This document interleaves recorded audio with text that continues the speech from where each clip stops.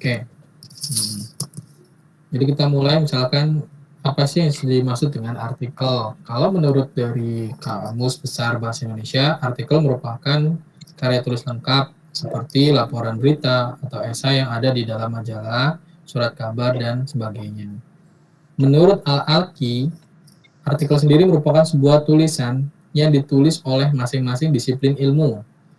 Setiap pembahasan dikaji dan diselesaikan secara tuntas, lugas, dan jelas, sehingga pembahasannya mendapat mengambil intisari dari sebuah karangan yang akan ditulis. Nah, ini saya cuplik. Yang sebelah kiri ini adalah salah satu contoh artikel pengabdian masyarakat. Ini saya tulis di Dimas Ghazali. Judulnya itu penerapan pilar di desa penerapan 5 pilar di Desa Kedaung, Kecamatan Kroya, Kabupaten Cilacap. Nah, ini kan salah satu contoh ya, artikel pengabdian masyarakat. Oke.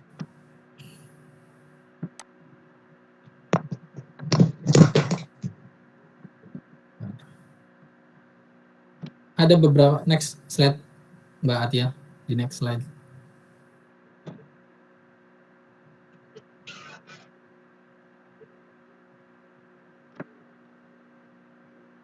Bisa next slide? Oke. Ciri-ciri dari artikel itu ada beberapa ciri ya pada sebuah artikel. Yang pertama, artikel itu tulisannya singkat, padat, jelas, dan pembahasannya lengkap serta tuntas. Yang kedua, sumber-sumber data yang ditampilkan pada artikel adalah data berupa fakta. Yang ketiga, bersifat faktual sesuai dengan data-data yang diketahui oleh si penulis. Yang keempat selanjutnya adalah dia original, bukan copywriting. Makanya sekarang ini kadang ada nih aplikasi-aplikasi yang digunakan untuk mendeteksi apakah tulisan tersebut terjadi plagiat. Yang kelima, isi yang disampaikan sesuai dengan fakta yang didapatkan dari narasumber dan bukan opini penulis. Yang keenam, isi yang berupa pemaparan biografi tokoh, kisah, perjalanan, argumentasi, peristiwa, atau hal fakta lainnya. Yang ketujuh itu, gagasan atau topik harus menyesuaikan dengan kebutuhan pembaca atau masyarakat umum. Nah, ini ada dua contoh ini yang saya ambilkan berdasar dari artikel. Kalau ini beda, kalau tadi yang dicontoh yang pertama adalah artikel pengabdian. Nah, ini adalah artikel ilmiah tentang penelitian. Yang pertama ditulis di Ratih dengan judul penerapan teknologi pembuatan arang dari cangkang kakao menggunakan drum kiln sebagai alternatif bahan bakar. Yang kedua ditulis di jurnal JTI. Jadi saya menulisnya itu di dua jurnal yang berbeda dengan dua kajian yang berbeda. Nah, ini contoh di ini kan, kalau ada dikatakan artikel kita harus memenuhi 7 kriteria ini. Next, Mbak. Lanjut. Mbak Atia. Oke. Sekarang kenapa sih kita harus mulai menulis artikel ilmiah? Khususnya kenapa para mahasiswa wajib menulis artikel ilmiah sebelum dia lulus? Yang pertama itu kita melakukan diseminasi hasil kegiatan pengabdian kepada masyarakat. Yang kedua kita memberikan kontribusi pada perkembangan ilmu pengetahuan. Terus yang ketiga kita meningkatkan jaringan. Yang keempat ada kepuasan tersendiri, dan yang kelima itu kita mempunyai award atau penghargaan.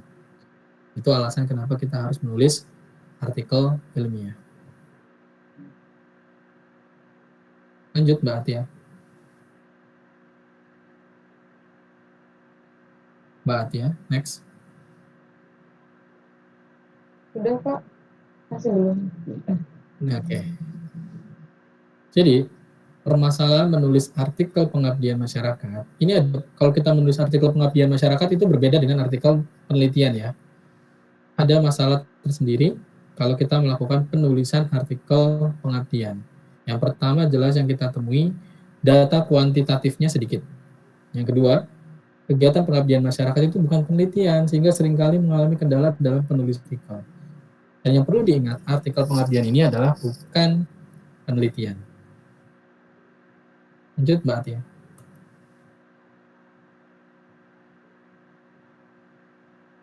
Lanjut Mbak. Oke. Tahapan pada proses penulisan artikel ilmiah itu dimulai dari kita harus tahu dulu nih, baca petunjuk penulisan. Terus Misalkan kita akan mengirim di jurnal mana? Jurnal artikel itu kan banyak. Kayak misalkan nanti kan ada saya bagi, kalau misalkan jurnal artikel pengabdian yang terakreditasi di Sinta itu ada 62 terbitan, ada 62 jurnal. Jadi nanti kita baca dulu nih petunjuk penulisan di masing-masing jurnal karena mempunyai ciri dan peraturan tertentu pada masing-masing penulisan jurnal. Yang kedua, kita mencari salah satu contoh artikel. Untuk kita lihat nih frame bentuk dari artikel itu seperti apa. Selanjutnya, penulisan artikel harus mengikuti petunjuk dari jurnal yang akan dikirimkan naskah. Dan yang tahap yang terakhir itu kita melakukan pengiriman naskah. Setelah pengiriman naskah biasanya terjadi ada proses reviewer, diperiksa oleh si review yang dicantumkan namanya ada di jurnal. Nah, itu proses review itu seperti apa? Perbaikan naskah artikel pengabdian masyarakat yang kita kirimkan. Nanti akan dicek dimulai dari kesesuaian materi, dimulai dari tata tulis, dimulai dari isi yang ada di sana serta metodologinya seperti apa. Gitu.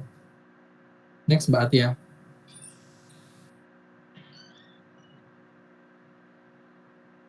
Mbak Atia, oke. Selanjutnya kita membedah struktur artikel ilmiah ya. Jadi artikel ilmiah itu nanti diulangi lagi ya. Pahami betul mana yang dibilang artikel pengabdian, mana yang dibilang artikel penelitian. Struktur artikel ilmiah, yang pertama tentu ada judul. Yang kedua ada penulis, kemudian setelah penulis itu ada afiliasi institusi penulis. Kemudian ada abstrak, ada kata kunci, ada introduction, ada method, ada result and discussion, ada conclusion, sampai acknowledgement, dan terakhir reference. Komponen ini pasti ada di jurnal artikel ilmiah. Kalau saya bilang jurnal artikel ilmiah itu bisa ditulis untuk jurnal penelitian dan ditulis untuk jurnal pengabdian. Yang bedakannya di mana? Tujuan serta metode. Yang membedakan antara jurnal penelitian dan jurnal pengabdian. Oke, akan kita kupas satu-satu ya, masing-masing struktur artikel ilmiah. Jadi ingat kalau kita mau nulis artikel ilmiah itu harus ada judul, penulisnya, afiliasi institusi, terus kita lihat penulisnya satu atau dua orang nih. Kalau dua orang harus dua-duanya ditulis. Kemudian ada abstrak, ada kata kunci, ada pendahuluan, metode, hasil dan pembahasan, simpulan, serta ucapan terima kasih. Nah ini kita bahas satu-satu ya. Yang pertama, judul. Next, Mbak.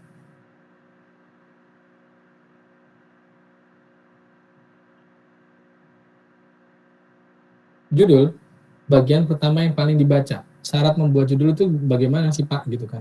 Judul itu harus singkat, padat, menarik, dan bisa merepresentasikan isi dari kajian pengabdian yang akan kita lakukan. Terus dia tidak lebih dari 12 kata dan harus mempunyai ciri khas untuk menarik minat membaca. Jika judul panjang biasanya dibuat subjudul. Nah, itu jadi harus misalkan contoh nanti misalkan judulnya terlalu panjang nih kita ringkes dan dibuat subjudul nih. Artinya misalkan studi kasus apa studi pengabdian di mana kayak gitu. Pada judul ada beberapa hal yang harus dihindari. Yang pertama, judul yang terlalu panjang, artinya melebihi dari 12 kata. Next, Mbak Atia. Yang kedua, judul tidak boleh singkatan, jadi harus ditulis dengan lengkap. Terus judul itu tidak boleh ada kata-kata umum, contoh misalnya penelaahan, studi, pengaruh, hubungan, survei, kajian. Nah, itu harus dihindari. Bagaimana sih Pak kalau misalkan kita melakukan strategi penulisan judul? Yang pertama itu judul itu kita harus ditonjolkan kata kuncinya apa, terus menempatkan kata kunci yang paling penting dan khas di awal judul. Yang ketiga, tujuannya memudahkan pelayanan penelusuran pustaka. Jadi kalau misalkan kita ingin melakukan misalkan pengabdian masyarakat mengenai edukasi pola hidup sehat, ya kan? Kata kunci yang ditampilkan itu pola hidup sehat di masyarakat mana. Jadi ketika ditulis di jurnal ilmiah pengabdian, itu kalau kita searching di pustaka, nanti langsung mereference. Jadi judul itu kalau kita tulis di Google Scholar atau misalkan di jurnal tersebut, kita cari tulis kata kunci misalkan pola hidup sehat, nanti bisa merujuk mana-mana artikel ilmiah mengenai pengabdian masyarakat yang membahas tentang pola hidup sehat. Next. Nah ini, saya memberikan salah satu contoh judul ya. Next Mbak Atia. Nah, misalkan ada judul kayak begini nih. Pembinaan pengetahuan dan keterampilan masyarakat tentang pengolahan limbah biomasa menjadi briket di Kecamatan Kesugihan Provinsi Jawa Tengah. Kira-kira ini kan terlalu panjang ya. Dan kayaknya orang ini apa gitu kan. Kurang enak gitu dilihat. Nah, ini sebenarnya bisa kita rampingkan dengan judul yang agak lebih keren gitu. Misalkan kita ubah aja di penerapan teknologi tepat guna limbah biomasa menjadi biobriket sebagai alternatif bahan bakar. Nah, ini kan jelas. Kalau kita baca ini, oh ini berarti kan ada penggunaan teknologi tepat guna. Oh, apa yang diolah sih dari teknologi tepat guna ini? Oh iya, ini mengolah biomasa. Biomasanya diapain? Dijadikan biobriket. Biobriketnya buat apa sih? Alternatif bahan bakar. Nah, itu kan jelas. Kalau kita baca pembinaan, oh berarti melakukan pembinaan. Pengetahuan, berarti kan knowledge. Keterampilan, berarti kan harus ada pelatihan. Nah, ini kan dihindari ya judul-judul yang kurang menarik, sehingga salah satu strategi kita masuk ke jurnal yang akreditasi nasional ya utama sekali itu dilihat dari judulnya. Kemudian setelah kita nulis judul, ada yang namanya penulis. Jadi nama penulis itu tidak boleh singkatan. Misalkan contoh Christian Solani nih, disingkat jadi Christian S, itu nggak boleh. S itu apa? Misalkan Christian Sugiono ya, atau Christian Sulaiman, kan nggak bisa kayak gitu. Jadi ditulis harus lengkap. Kemudian ditulis juga afiliasi institusi penulis. Biasanya kan nanti yang paling atas itu nama, kemudian ada institusi penulis. Misalkan dia berasal dari mana? Program studi teknik mesin, program studi teknik kimia, program studi teknik industri, atau misalkan program studi ada ekonomi gitu. Nah, dia fakultas apa gitu. Nah, itu ditulis. Terus kalau jadikan urutan penulis itu berdasarkan kesepakatan, artinya nama pertama itu adalah dia yang paling banyak. Kan biasa kan penelitian itu kan bisa pengabdian ini kan bisa dilakukan satu orang mandiri maupun dua orang. Nah, kalau dua orang itu disepakati siapa yang effortnya lebih tinggi biasanya di nama pertama. Tapi kalau yang dia cuma bersifat komplement membantu, dia biasanya ditaruh di nama kedua. Nah, selanjutnya diberikan tanda koresponden autor. Jadi kalau misalkan kita kasih link nih, misalkan ada satu pengabdian misalkan mengenai kayak salah satu contoh yang akan dilakukan misalkan kayak sosialisasi packaging abon ikan pada UMKM. Nah, itu kan misalkan kemarin Fredianto yang kalau nggak salah itu Fredianto, dia buat rencanakan mau tugas ini. Nah, dia kan itu kan bisa artikel pengabdian masyarakat. Ada UMKM-nya. Misalkan Fredianto menggandeng siapa nih temennya nih buat bikin. Nah, tapi di situ dicantumkan autor korespondennya. Jadi kalau saya mau bertanya tentang jurnal itu spesifik, saya hubungi ke siapa? Biasanya alamat email untuk melakukan corresponding author. Jadi saya akan menghubungi si penulis di jurnal itu bukan dari nomor WA, tapi biasa dengan by email. Nah, di situ dicantumkan. Nah, terus kalau misalkan institusinya berbeda, misalkan Mas Freddy dari Unuga, nanti dia mau kerjasama nih, kan sekarang kan banyak nih, semuanya banyak yang KKN. Misalkan kerjasama dengan Unsud. Artinya Mas Freddy dan temannya Unsud gabung nih, sama-sama nulis tentang packaging desain produk si abon ikan. Nah, nama kedua itu harus di institusi afiliasinya itu berbeda. Misalkan kode 1, nanti kan Mas Freddy berarti Unuga.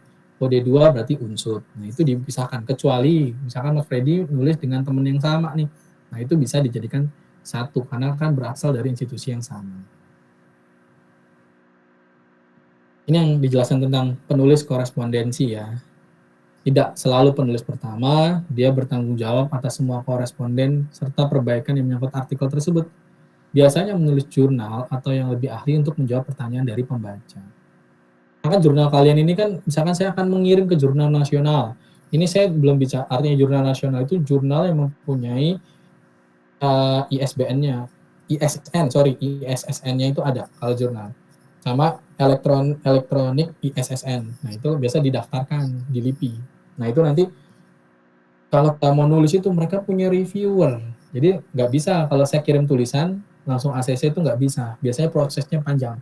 Dilalui beberapa tahapan reviewer. Selanjutnya ada yang namanya abstrak ya. Ini mungkin abstrak ini juga tidak hanya ditulis di jurnal, besok di tugas akhir, skripsi, pasti kita akan menulis abstrak. Abstrak itu berisi apa? Yang pertama, pendahuluan, introduction. Yang kedua, dia ada metode. Yang ketiga, dia ada result and discussion. Hasil simpulannya apa sih? Jadi hanya parameter ini aja. Kadang saya sering baca, misalkan orang nulis abstrak itu, malah di situ dia mengutip abstrak itu menurut si A, menurut si B itu keliru. Karena di abstrak itu biasanya hanya langsung nih ditulis dalam satu paragraf. Umumnya kata-katanya tidak boleh dari 250 kata. Yang dimuat secara singkat. Dimulai dari apa? Latar belakang, metode, hasil, simpulan. Dan tolong latar belakang di abstrak itu dilakukan olah bahasa lagi, diulang lagi, tidak sama dengan latar belakang dari jurnalmu yang akan ditulis. Jadi bedakan ya, misalkan latar belakang di jurnal, saya akan bercerita tadi tentang pola hidup sehat. Jadi yang ditulis di abstrak itu bukan latar belakang yang ditulis di abstrak itu adalah hasil ringkasan dari latar belakangmu gitu loh, lebih simpel lagi. Jadi jangan disamakan antara latar belakang di abstrak dengan latar belakang di pendahuluan. Itu poinnya. Next Mbak Atia. Abstrak ini, next Mbak Atia. Abstrak ini mempunyai ciri. Yang pertama impresif. Yang kedua padat. Yang ketiga lengkap. Terus bersifat informatif, deskriptif, menarik pembaca, ditulis setelah tulisan selesai. Jadi jangan kebalik, buat abstrak dulu gitu loh. Di mana-mana penelitiannya selesai dulu, semuanya rampung, baru kita akan ngasih intisari di bagian jurnal. Jadi kalau misalkan reviewer baca, itu sudah bisa menginterpretasikan, oh ini tulisannya tentang ini, oh ini dia ngangkatnya tentang ini, oh hasilnya seperti ini. Seperti itu ya. Jadi abstrak itu belakangan, setelah kamu tulis selesai, pendahuluan selesai, metode selesai, pembahasan selesai, conclusion selesai, baru kamu tulis abstrak. Kemudian ada yang namanya dicantumkan ucapan terima kasih. Ucapan terima kasih ini kok kenapa Pak ada Pak? Biasanya ucapan terima kasih ini jika kamu melakukan pengabdian masyarakat itu didanai dari misalkan dari desa, dari CSR, atau misalkan dari Kemenristek Dikti. Nah itu kamu harus mengucapkan, harus dicantumkan di dalam pengabdian masyarakatmu itu harus dicantumkan. Gitu. Ya, ada beberapa contoh lagi misalkan artikel pengabdian masyarakat itu misalkan kita melakukan kerjasama dengan mitra, misalkan daerah tertentu dia mengalami kesulitan nih. Kalau kemarin waktu pas zamannya tahun lalu pas saya jadi ketua KKN itu kan di daerah Cilat, Kawanten itu hampir dipastikan itu airnya jelek, pasti jelek karena dia itu apalagi yang daerah Babakan, daerah kesana itu, aduh airnya jelek. Nah, introduksi teknologi gimana? Jadi desa itu minta dibuatkan kayak tempat penampungan air di situ, penampungan air yang bisa difiltrasi. Nah itu kita melakukan jembatan mediasi dengan PDAM di Cilacap. Nah, itu yang dilakukan untuk di situ. Jadi dicantumkan misalkan sumber dananya dari siapa? Dari desa kah? Dari CSR kah? Apa dari pemerintah mana kah? Atau dari Kementerian itu harus dicantumkan. Kemudian ada daftar pustaka. Jangan lupa mencantumkan daftar pustaka. Daftar pustaka ini dicantumkan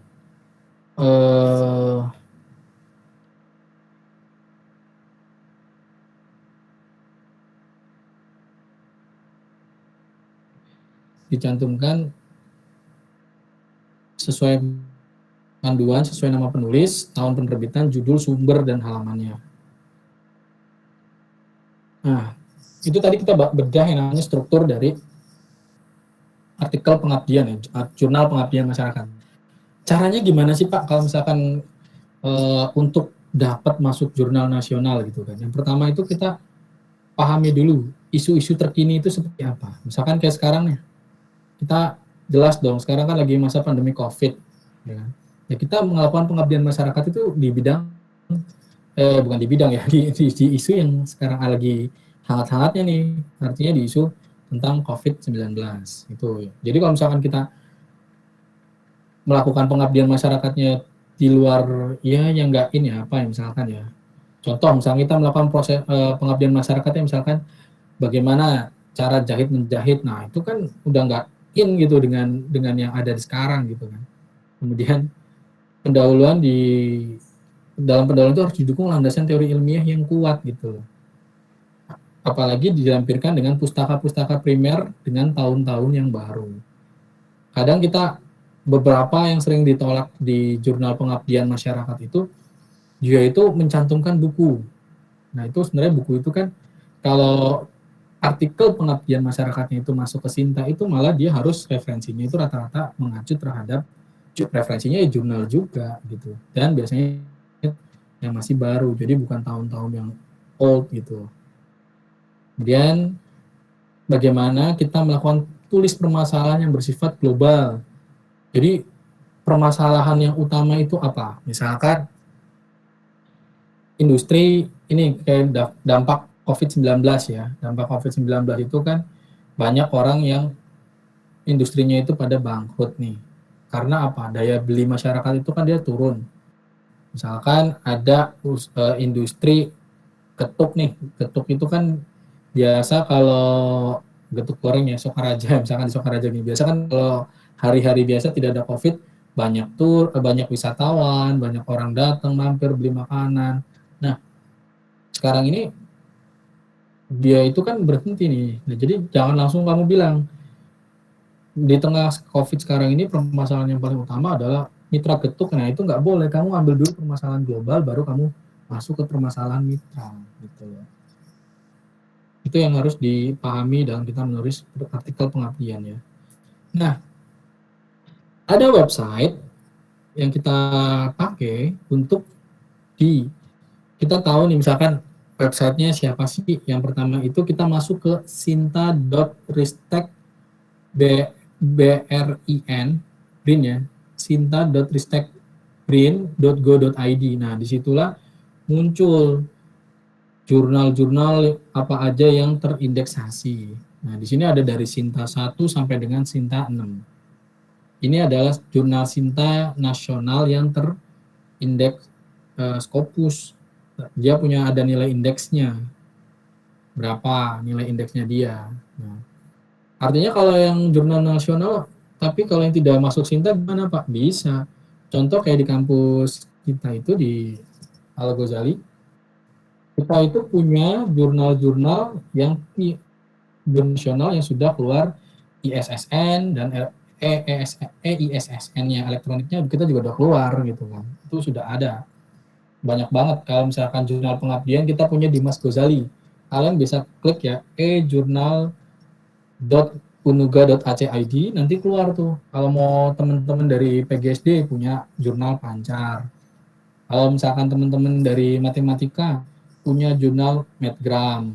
Atau kalau misalkan teman-teman dari jurnal yang tarbiyah dan lain bisa di Tawadu. Macam-macam banyak banget jurnal kita punya.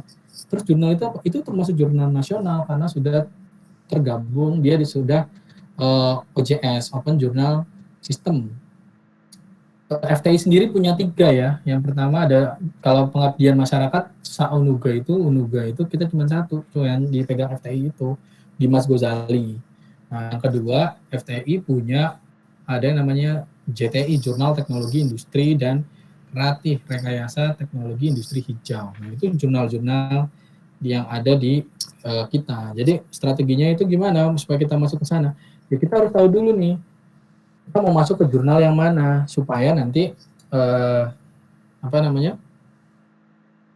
Kita bisa cek. Jangan sampai kita nggak tahu, kita ternyata salah nih masuk jurnal. Misalkan jurnal itu lingkupnya apa, terus kita salah masukin. Nah, itu kan pasti nggak keterima karena di setiap jurnal itu ada reviewer. Jadi nggak bisa kita mengajukan jurnal langsung di ACC itu nggak bisa. Makanya ada koresponden author, email kita apa. Jadi nanti ketika reviewer mengkoreksi, dikirim balik. Nah, kalian harus yang diperbaiki seperti itu. Oke. Mungkin itu Atia yang dapat disampaikan. Nanti sambil nunggu ngalir diskusi aja ya. Monggo, waktu dan tempat saya kembalikan moderator. Baik Pak, terima kasih sebelumnya Pak untuk pemaparan materinya. Mungkin bagi yang lain, nggak jelas ya Pak. Mohon maaf.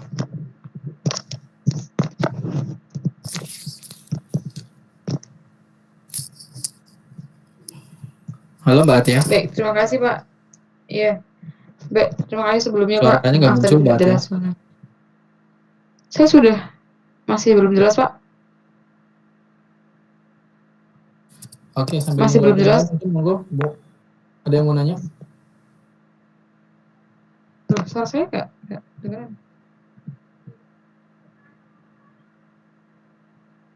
Ya, silakan. Ada yang mau nanya? Permisi Pak, suaranya jelas belum Pak?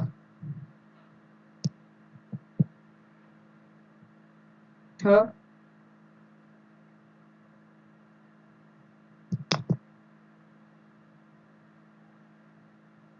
Sudah, Mbak, sudah. Oh, sudah jelas. Ya, suaranya kedengeran. Monggo. Siapa yang mau nanya? Tanya Pak. Baik Pak Joko, silakan Pak. Terima kasih Mbak Atia. Ini cuma mau tanya perbedaan untuk pembuatan artikel dengan penelitian teknik itu bedanya di mana? Terima kasih.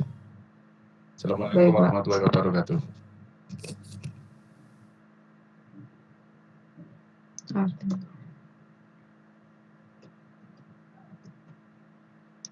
Mungkin bagi yang lain yang mau tanyakan lagi silakan.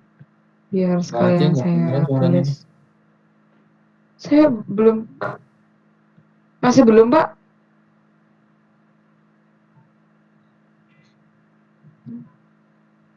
Saya sudah di depan mikrofonnya loh.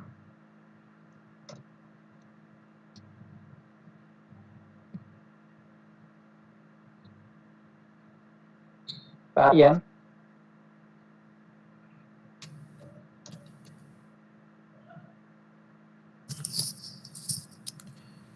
Ya. Mana ya? Pak, masih belum jelas Pak suaranya. Pak Ian.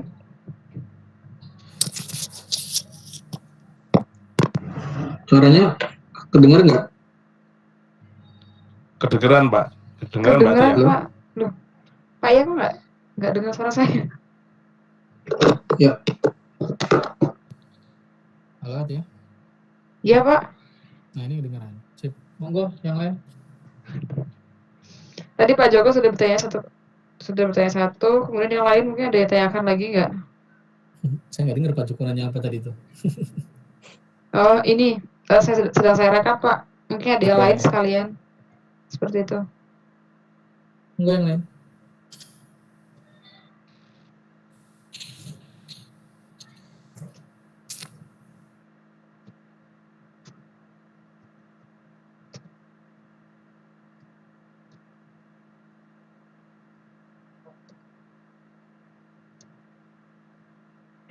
Waalaikumsalam.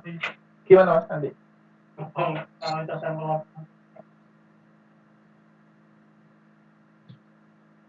Kalau belum ada pertanyaan mungkin yang Pak Joko dijawab terlebih dahulu ya Pak.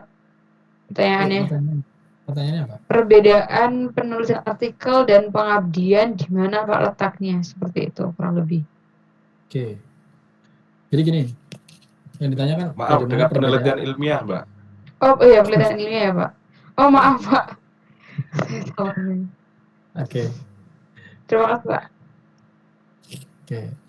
Terima kasih ya Pak Joko ya. Perbedaan antara artikel ilmiah dan artikel dua-duanya artikel ilmiah ya, tapi antara penelitian dan pengabdian. Nah, kalau penelitian itu biasanya kita melakukan suatu riset, melakukan kajian secara spesifik, secara khusus itu di mana ada batasan-batasannya. Di situ ada metode-metode yang biasa digunakan untuk mengetahui permasalahan-permasalahan tersebut. Dari permasalahan tadi kita menjawabnya itu dengan menggunakan metode-metode tersebut. Sedangkan artikel pengabdian masyarakat itu lebih ke arah bagaimana kita melakukan diseminasi hasil penelitian gitu loh. Diseminasi hasil penelitian yang bersifat kita melakukan edukasi pendampingan yang ada di masyarakat. Misalkan ya, contohnya begini. Saya melakukan penelitian tentang briket. Saya melakukan penelitian tentang briket, terus saya kan sudah buat sama mahasiswa itu kemarin buat alat pencetak briket yang di engkol tapi dia bersifat kontinu menggunakan limbah cangkang kakao. Nah, ternyata hasil penelitiannya ini, saya kan yang punya metode nih, metodenya dimulai dari rancang bangun, metodenya ya. Metodenya itu kan metode rancang bangun. Dari metode rancang bangun itu sehingga saya mengetahui performa dari alat saya seperti apa, output keluaran produknya seperti apa. Nah itu clear ya di situ ya masalah penelitiannya. Clear dulu gak di situ? Itu yang bilang artikel penelitian. Oke, clear Pak, clear. Nah selanjutnya ada yang namanya artikel pengabdian. Terus saya datang dong ke yang waktu itu kalau nggak salah di Cipari. Masyarakat Cipari itu kan dia deket kebun kakao yang ada di Cipari itu. Ada kayak di sana. Terus saya datang ke sana bilang, Bapak Ibu semuanya, ini kan daripada limbah cangkang kakao ini cuma ditaruh, ditumpuk, malah bisa jadi demam berdarah. Ini loh, saya punya alat, ini cara pakainya begini. Saya melakukan edukasi, saya FGD buat kelompok Pak, Bu. Misalkan tuh luas, nanti siapa mau pakai begini cara pembuatan briket. Nah, monggo alat ini bisa dipakai di sini, dikelola bersama. Nanti cara menggunakan briketnya begini loh, itu kan artinya audiensi, melakukan sosialisasi. Nah, itu dibilang, jadi metodenya apa? Forum group discussion, metode yang saya lakukan. Terus, permasalahannya apa? Ya tadi, mengatasi. Jadi masyarakat yang ada di desa Cipari, yang dekat perkebunan cangkang kakao ini, bagaimana sih limbah cangkang kakao ini bisa diolah dengan baik gitu loh. Menjadikan sesuatu nilai barang yang punya baku mutu yang agak lebih bermanfaat. Nah, dari situ kita melakukan sosialisasi, terus saya kan itu dibilang namanya introduksi pengenalan teknologi gitu loh ya, pengenalan teknologi. Jadi saya ke sana, saya bawa alat, ini alatnya, kira-kira gimana? Kalau wah cocok, keren Pak, bagus. Oke, nah ini bisa ditaruh di sini. Ada juga yang pernah saya lakukan itu saya buat alat pengupas durian, alat pengupas buah durian ya.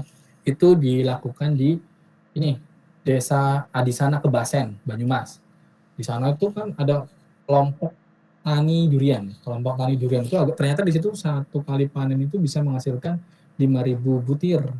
Pokoknya memang banyak di atas ke sana. Nah, waktu itu mereka berencana membuka agrowisata kan. Nah, terus saya datang ke sana saya melakukan pengabdian masyarakat dengan mengintroduksi teknologi. Saya bilang, ini loh alat pengupas kulit durian. Jadi bisa mengupas kulit durian itu secara cepat dan presisi. Dan digunakannya manual. Saya introduksi ke sana. Terus, wah, itu kan pengabdian masyarakat. Itu saya tulis, tapi cuman belum saya upload di jurnal pengabdian masyarakat. Metodenya jelas. Itu kita introduksi teknologi. Terus juga ada juga yang namanya kayak pengabdian masyarakat ini, saya pernah diundang di Desa Karangjengkol untuk menjelaskan budidaya jahe merah. Nah, di situ kan metode yang saya lakukan apa? Saya di situ kan presentasi ya, sosialisasi. Nah, datanya apa? Karena saya belum melakukan penelitian ke sana, saya menggunakan literatur yang ada. Hasil-hasil penelitian saya sampaikan, itu namanya mendiseminasi hasil-hasil penelitian terbaru. Untuk di sana kan kelompok wanita tani, di sana ada kelompok wanita tani. Nah, itulah yang dibilang namanya artikel pengabdian masyarakat. Jadi terletak pada mana? Ada metode penelitian yang digunakan. Gitu. Kalau penelitian kan jelas ada metode. Kalau kita anak mesin itu kan pasti rancang bangun, itu yang kita lakukan. Rancang bangun, setiap rancang bangun kita uji performansi, terus lihat produknya, kualitasnya seperti apa, output keluaran produknya seperti apa. Itu clear kalau penelitian. Kalau pengabdian enggak, yang penting kita melakukan melakukan pendampingan penyuluhan, introduksi teknologi, atau misalkan memberikan informasi terupdate terbaru yang bersifat scientific. Nah, itu yang bisa diterapkan masyarakat, ada audiens, sasarannya siapa, mitranya siapa. Nah, itu yang dibilang di jurnal pengabdian masyarakat. Seperti itu Pak Joko. Oke, terima kasih banyak Pak atas penjelasannya. Sudah clear. Clear, jelas? Jelas sekali Pak. Asik. Monggo, yang lain.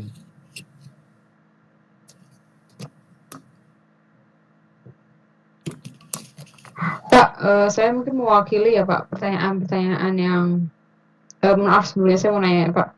Ini Mungkin yang saya ya, mewakili apa yang lain? enggak begini. Mungkin saya mewakili yang lain ya Pak, yang bertanya di belakang layar. Bahwa mereka mungkin Gimana? masih membedakan antara artikel yang biasa seperti itu dengan artikel opini atau bahkan dengan artikel ilmiah. Secara garis besar perbedaannya mereka masih bingung gitu kan. Bahkan sistematika penulisannya masih suka salah gitu Pak. Mungkin yang harusnya ada metodenya atau ada terstruktur secara betul dan sesuai dengan kerangka yang ada, mereka tidak menggunakan itu sehingga penjelasan terkait apa yang sedang mereka bahas tidak begitu teratur dan urut seperti itu. Jadi susah untuk dipahami. Jadi mohon penjelasannya lagi Pak, secara garis besar tuh gimana sih sebenarnya biar lebih jelas seperti itu. Oke. Jadi gini, kemarin kan yang tertulis itu artikel opini ya. Jadi dibedakan dulu antara artikel opini dengan yang namanya berita liputan ya. Nah, ini saya akan share kayak kemarin, kalau artikel yang akan ditulis dalam sebuah jurnal itu udah nggak bisa ditawar, harus ada abstrak, harus ada judul, harus ada abstrak, kata kunci, harus ada pendahuluan, harus ada metode, harus ada hasil pembahasan, harus ada reference, itu harus ada daftar pustakanya juga harus ada. Nah, itulah yang dibilang artikel ilmiah pengabdian masyarakat. Kalau yang namanya berita opini, saya ambil contoh begini. Kemarin setelah webinar, saya, yang anak-anak mesin itu pasti udah baca itu. Saya nulis berita nih di RRI Online. Ya. Saya nulis berita, gaya bahasanya pun akan berbeda gitu. Saya akan share di grup ini ya. Nah, itu yang dibilang berita opini gitu loh. Kalau yang berita opini itu kayak ulasan liputan. Misalkan kamu melakukan kegiatan apa, terus misalkan saya datang ke acara bakti sosial nih, terus kamu ketemu siapa, kamu wawancara, terus kamu tulis itu, ya kan? Kamu tulis itu bisa jadi liputan. Tapi kalau misalkan kamu datang ke acara bakti sosial, misalkan pembagian beras nih, nah kalau kamu mau nulis itu menjadi artikel, ya kamu harus ada struktur tadi, harus ada abstraknya, abstrak itu kan minimal kan maksimal kan 250 kata, ya bisa juga pakai 100 kata kamu ambil yang sedikit gitu loh. Nah, tapi yang harus diperhatikan lagi bahwa kadang khawatirannya itu kalau kita mau menulis artikel pengabdian masyarakat itu bayangannya adalah itu artikel penelitian. Padahal tadi misalkan kamu datang ke acara bagi-bagi sembako masyarakat, misalkan KKN DR Unuga dan KKN Unsut melakukan kolaborasi pembagian beras nih, misalkan di desa mana gitu, misalkan di desa Jatilawang, dia bagi-bagi beras nih. Nah, itu bisa dilakukan namanya artikel pengabdian masyarakat. Ya kan? Karena apa? Yang pertama, kamu jelasin dulu latar belakang ngapain bagi beras, COVID. Yang kedua, sasarannya siapa? Masyarakat yang terdampak COVID. Yang ketiga, dilakukan di mana? Di balai desa. Terus cara bagi-baginya gimana? Itu masuk metode loh ya. Ya dikumpulin terus dengan protokol kesehatan dibagi-bagi beras. Oke, terus habis itu dari hasil itu terlihat bagaimana di pembahasannya kamu akan jawab. Harap di situ kan berupa nanti kan wawancara nih, hasil pembahasannya itu kan apa? Kita mau mewawancarai orang yang menerima bantuan beras. Nanti perasaan dia gimana? Ya pasti kan dia akan bilang dong, ya alhamdulillah dengan bantuan ini sedikit meringankan beban kami yang kami tidak bisa beraktivitas akibat adanya COVID-19. Nanti pustakanya kamu tulis pustakanya, gitu kan pustaka kan banyak nih, misalkan menjelaskan definisi apa COVID-19, menjelaskan definisi strategi buat FGD atau misalkan protokol kesehatan, itu kan landasannya apa? Mungkin bisa 5 atau 6, 7 reference, itulah bisa jadi berita yang biasa, itu menjadi artikel pengabdian masyarakat. Seperti itu. Halo? Iya Pak, baik. Tapi kalau kita beneran kita menulis artikel pengabdian masyarakat beneran, itu kan butuh waktu loh, karena ada review. Kita tulis naskah, kita kirim. Cuman kalau sebatas artikel opini ya menurut saya tulis aja dulu gitu kan. Karena kan kalau kan batasnya seminggu kan.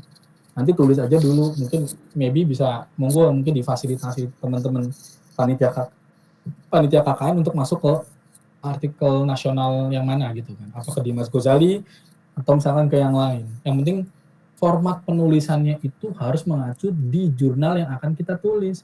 Jangan sampai kamu punya format sendiri, nanti keliru. Gitu. Jadi kalau misalkan kamu mau nulis di Dimas Ghazali, ya kamu download dulu itu template-nya si Dimas Ghazali. Nanti kamu tulis aja begitu gitu loh. Jadi nggak 2 kali kerja, karena nanti kan dia ada tim editor, ada reviewer, ada co-editor, ada yang buat setting desain grafisnya. Nah itu kan harus diperhatikan, tata letak layout dari penulisan jurnal. Nah itu harus diperhatikan seperti itu. Bisa dipahami? Iya Pak, bisa dipahami. Cuma untuk sistematika dari panduan sepertinya belum ada Pak. Sistematika untuk artikel opininya itu. Oh gini, artikel opininya itu kalau kita mau tulis, saya juga kemarin konsultasi sama panitia Mas Ridwan ya, Mas Iwan. Yep. Saya tanya, katanya Mas besok saya mau buat ini, wah mantep Mas. Mas besok kalau buat artikel opini gimana kalau misalkan saya patokannya di Mas Ghazali nih? Oh ya udah nggak apa-apa. Kan soalnya panitia katanya mengeluarkan sendiri. Nah, itu kan jadi pertanyaan, kalau panitia mengeluarkan template sendiri nanti itu ditaruh di mana gitu loh. Padahal kalau misalkan panitia kecuali panitia berniat buat jurnal sendiri gitu. Padahal proses pembuatan jurnal itu kan lama, ada butuh waktunya, dan itu ada batas minimal tulisan. Kalau misalkan satu jurnal judul kalau nggak salah itu bisa 5-7 artikel yang terus dia harus didaftarkan. Itu kan kalau penulisan jurnal daftarkan ke LIPI biar keluar nomor ISSN-nya. Itu atau misalkan kalau cuma konsumsi lokal ya itu mungkin bisa artinya, tapi kan itu bukan dikatakan dipublish secara jurnal nasional ya. Namanya jurnal nasional itu ada jurnal yang bisa diakses nih, siapapun bisa akses walaupun dia belum masuk Sintat, tapi dia sudah mempunyai ISSN dan mempunyai elektronik ISSN-nya gitu. Dan artinya saya nih misalkan dari mau ngikut jurnal yang pengabdian masyarakat di Unsud. Nah, saya kan bukan di lingkungan mahasiswa Unsud atau misalkan bukan di Civitas Unsud. Saya dari Cilacap bisa akses. Nah, itu yang dibilang namanya jurnal masuk kategori nasional. Oh ya Pak, baik.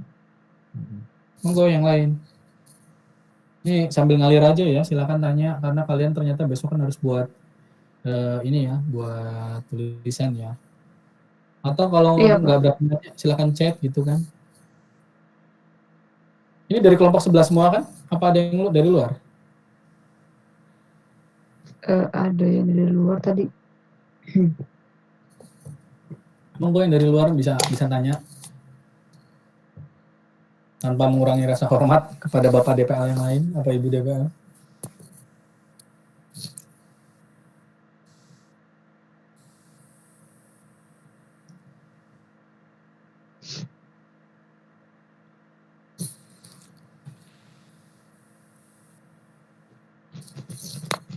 Gimana?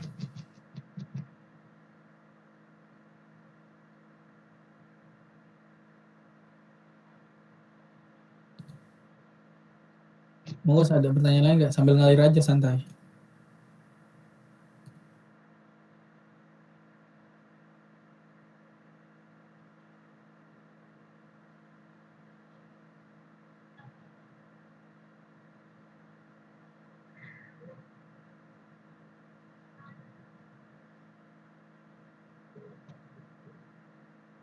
Monggo.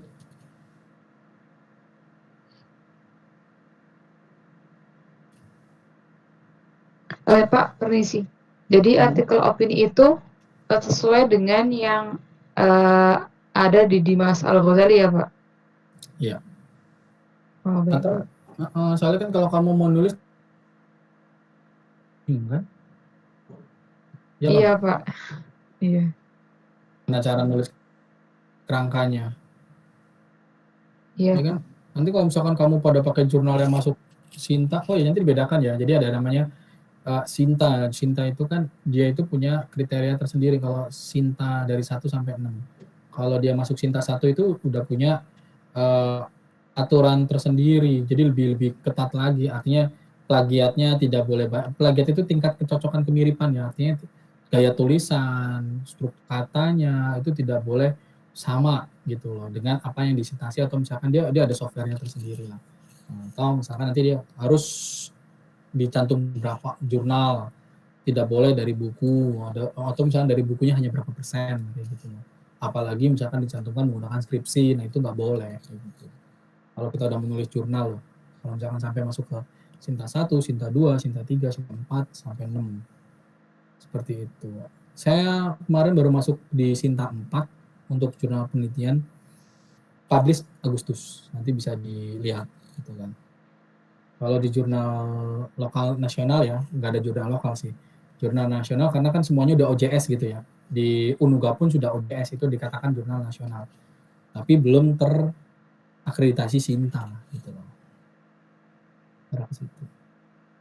Monggo buat teman-teman yang lain dari luar prodi apa luar fakultas, silakan yang mau bertanya apa yang menjadi kendala, karena saya yakin kalian itu nggak bisa menulis karena pertama kalian nggak tahu apa yang kalian harus tulis. Yang kedua, kalian tidak tahu kalian mau tulis dalam bentuk apa. Yang ketiga itu mungkin minimnya dalam hal membaca gitu, sehingga diksi pilihan katanya agak terbatas gitu.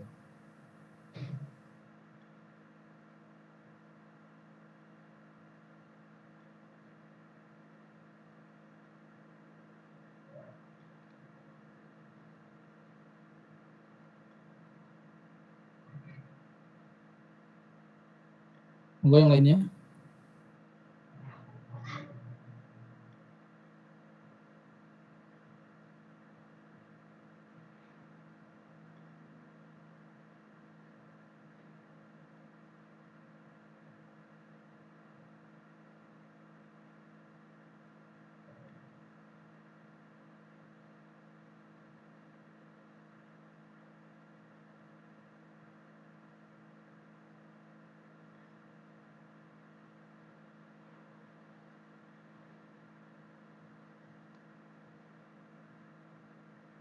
Nanti mungkin ada yang nanya lagi, Atia. Sambil itu, lihat Atia mau nanya apa biar teman-teman yang di belakang layar apa mewakili. Ya, Pak, tadi Pak yang sudah saya tanyakan, bingung mereka tuh mau gimana nulis artikelnya dan sistematikanya gimana, dan juga apa namanya? Karena kan emang mepet deadline begitu kan Pak. Kayak misalnya kegiatan berakhir di hari Sabtu misalnya, bahkan Minggu juga nggak bukan libur kegiatan atau berkegiatan, cuma gimana sih merangkai kegiatan seminggu dalam satu artikel, padahal mungkin bisa jadi mereka berbeda program begitu dalam tiap hari dan segala macamnya, seperti itu Pak. Begini, kalau kamu mau nulis satu artikel itu cuma satu kegiatan, nggak bisa dari satu minggu kamu rangkum jadi satu artikel, nggak bisa. Gitu. Kalau itu berita, itu harus clear dulu ya, harus jelas dulu ya. Itu Pak. Jadi kalau berita itu bisa berita liputan kegiatan, kayak misalkan liputan mudik nih, nah itu ya bisa dia ngeliputan apa aja gitu loh kan. Artinya satu minggu itu kalau namanya artikel ya satu kegiatan yang kamu tulis gitu loh. Makanya silakan pilih gitu loh. Kamu satu minggu ini ngapain nih misalkan? Kecuali nggak ngapa-ngapain pasti susah nulis artikelnya. Yeah. Misalkan satu minggu ini saya beberapa lihat itu statusnya misalkan kayak Bakhtiar Idris. Walaupun dia statusnya kayak Brambang Kotong ya, karena kebanting dia kayak celengot cewek, sampingnya YIN gitu kan. Dia merasa nggak ada isinya gitu kan, makanya dibilang Brambang Kotong. Kalau saya marah banget itu kalau saya tahu gitu kan. Mungkin malu gitu loh. Ini emang YIN lebih pinter apa belum tentu gitu loh. Dia kan celengot sendiri gitu kan. Nah, itu kan kegiatan sebenarnya, kegiatan melakukan itu bisa ditulis di artikel pengabdian masyarakat gitu loh. Yang penting ada judulnya apa, abstraknya apa, keywordnya apa, itu kan ditulis aja gitu. Bukan pakai itu Pak, sistematikanya tetap harus pakai itu. Iya, emang mau tulis pakai apa coba kalau nggak pakai itu? Mau pakai apa? Nah, tadi kayak misalnya membedakan antara artikel berita dengan artikel opini. Pengabdian masyarakat tuh suka bingung.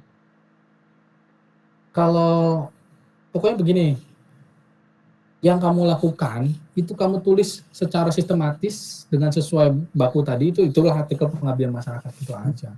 Ada fotonya ini kan, kalau saya lihat itu kan kalian ada foto-fotonya juga kan. Gitu. Ada, Pak. Coba Atia cerita selama 10 hari ini kamu ngapain, supaya nanti saya kasih tahu yang bisa itu. Saya itu waktu hari pertama mulai bikin website untuk desa Kesugihan. Kemudian di hari kedua saya pindah ke desa Karangjengkol di Brintutul, tepatnya di pesantren BTQ, di mana di sini sedang mengawali pesantren seperti itu kan. Jadi saya membantu dalam segi pengurusan, saya membantu dalam pembagian tugas, tata tertib dan lain sebagainya. Jadi saya urut dari awal, saya bentuk kepengurusan terlebih dahulu, setelah kepengurusan tata tertibnya, visi misinya apa, kemudian juga untuk logo, sosial media sebagai bentuk informasi secara digital, karena sekarang ada zaman digital seperti ini. Kemudian saya mulai menyusun program-program yang ada di sana itu harusnya gimana. Kayak misalnya harus ngapain setiap harinya, apalagi diimbangi dengan mereka masih pelajar, sebagai seorang pelajar sekolah, mereka harus membagi waktu dengan baik dan benar, sehingga harus belajar untuk memanage waktu, antara mereka harus ngaji sebagai santri, mereka juga sekolah sebagai siswa. Kemudian mereka juga punya rutinitas yang lain seperti menjaga kebersihan, kedisiplinan dari pesantrennya. Kemudian mereka juga harus tetap menjaga kebersihan. Sekarang lagi ada pandemi COVID dan juga kemarin sempat ada DBD di daerah sini. Jadi lebih ke edukasi seperti itu, Pak. Kemarin cuma belum secara keseluruhan selesai seperti itu. Oke, kalau kamu bilang edukasi, kamu ngumpulin orang nggak? Iya, yang ada di pesantren, ngumpulin anak-anaknya aja gitu. Ada yang di fotonya? situ. Ada. Ada berita acaranya nggak? Berita acaranya? Ya artinya dihadiri siapa, tanda tangannya gimana? Oh, belum. Kalau acaranya saya langsung komunikasi ke ininya, ke yang pendiri pesantrennya seperti itu, Pak. Nah, itu kan bisa jadi itu kan bisa jadi satu artikel pengabdian masyarakat ya. Itu jadi nanti kamu bisa tulis, misal tadi ini edukasi, bukan apa ya, misalkan jadi kayak ini, penerapan sistem manajemen terpadu di lingkungan pondok pesantren mana untuk meningkatkan kinerja di tengah era pandemi, di tengah kehidupan baru gitu kan. Itu kan bisa satu tulisan judul si artikel pengabdian itu. Nanti kamu cerita permasalahan tadi yang kamu cerita semua kan. Sasaranmu siapa? Tujuanmu apa? Nanti sasarannya siapa? Terus permasalahannya pasti ada permasalahan dong. Bagaimana tertib administrasi segala macam. Itu kan satu artikel pengabdian. Yang penting ada foto. Metodenya apa? Metodenya tadi group discussion, ketemu, sosialisasi, penyuluhan. Gitu. Ya Pak. Ditulis itu satu judul. Coba yang lain. Biar saya tes satu-satu nih. Itu kamu bisa tuh minggu ini pakai yang itu. Nanti kalau berita kamu report semua kayak saya share di grup webinar itu apa. Iya Pak, siap. Mau yang lain? Gimana yang lain? Ini di sini ada siapa sih ya di sini? Eko Fauzi gimana? Ini jangan-jangan cuma masuk doang nih, nggak ada yang orangnya ya? Smalir TV itu siapa tuh? Smalir TV? Saya tahu Pak. Pak Ian mau curhat Pak. Oh iya. Iya. Gini Pak, saya kan di Kuripan. Terus waktu awal mau KKN saya ke kepala desanya. Terus di sana Pak Kepala Desanya mengusulkan Mas Andri gitu. Mas Andri gimana kalau buat pasar online gitu. Pasar online itu kan sudah diterapkan di Semarang. Terus saya browsing, memang sudah ada 5 pasar yang sudah menjalankan pasar online. Terus dan diharapkan di Kuripan itu sebagai proyek percontohan gitu lah. Paling enggak, ini di daerah Kesugihan sudah ada satu gitu, semacam percobaan gitu. Oke, terus saya merencanakan, saya menghubungi teman yang bisa membantu saya untuk pembuatan web dan aplikasi. Sudah. Dari diskusi itu kemudian teman itu menyarankan coba sounding dulu ke pedagang gitu loh. Siapa tahu setelah dibuatkan aplikasinya malah jadi mangkrak, nggak kepake gitu. Nah dari situ dari hasil diskusi tetap berapa ya, mempunyai semangat untuk ini tetap dijalankan gitu loh. Nah 2 hari kemudian saya ke pasar menemui pengurusnya, menemui ketua paguyuban pedagang. Dari mereka open, artinya mereka oke lah, nggak apa-apa gitu loh. Nah langkah saya mencoba sounding, mencoba mendekati ke pedagang-pedagang. Nah disitulah timbul masalah, Pak, karena ternyata dari respon yang mereka yang saya tangkap itu, mereka apatis gitu loh, Pak.